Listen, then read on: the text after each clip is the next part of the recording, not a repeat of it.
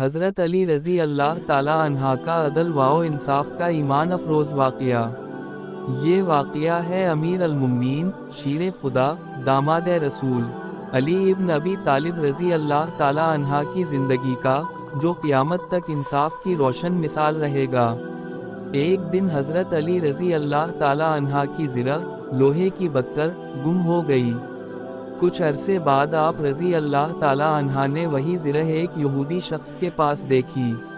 آپ رضی اللہ تعالی عنہ نے اس سے فرمایا، یہ زرہ میری ہے، نہ میں نے اسے بیچا اور نہ کسی کو حبا کیا۔ یہودی نے جواب دیا، زرہ میرے قبضے میں ہے، اس لیے یہ میری ہے۔ سوچئے، ایک طرف اسلامی ریاست کے خلیفہ حضرت علی رضی اللہ تعالی عنہ، اور دوسری طرف ایک عام شہری۔ اگر چاہتے تو حکم دے دیتے اور زرہ واپس لے لیتے، مگر آپ رضی اللہ تعالی عنہ نے عدل کا راستہ اختیار فرمایا۔ آپ رضی اللہ تعالی عنہ نے فرمایا، آؤ قاضی کے پاس چلتے ہیں تاکہ وہ فیصلہ کریں۔ دونوں عدالت میں حاضر ہوئے۔ قاضی تھے شریح بن حارث رحمہ اللہ۔ قاضی نے حضرت علی رضی اللہ تعالی عنہ سے پوچھا، آپ کے پاس کوئی گواہ ہے کہ زرہ آپ کی ہے؟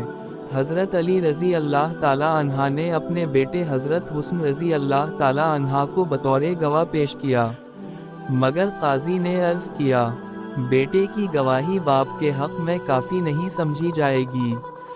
یہ سن کر حضرت علی رضی اللہ تعالی عنہ مسکرا دیے اور فرمایا، آپ نے حق کے مطابق فیصلہ کیا ہے۔ چونکہ کوئی دوسرا گواہ موجود نہ تھا، اس لیے فیصلہ یہودی کے حق میں ہو گیا۔ یہ منظر دیکھ کر وہ یہودی حیران رہ گیا۔ اس نے سوچا، یہ کیسا دین ہے؟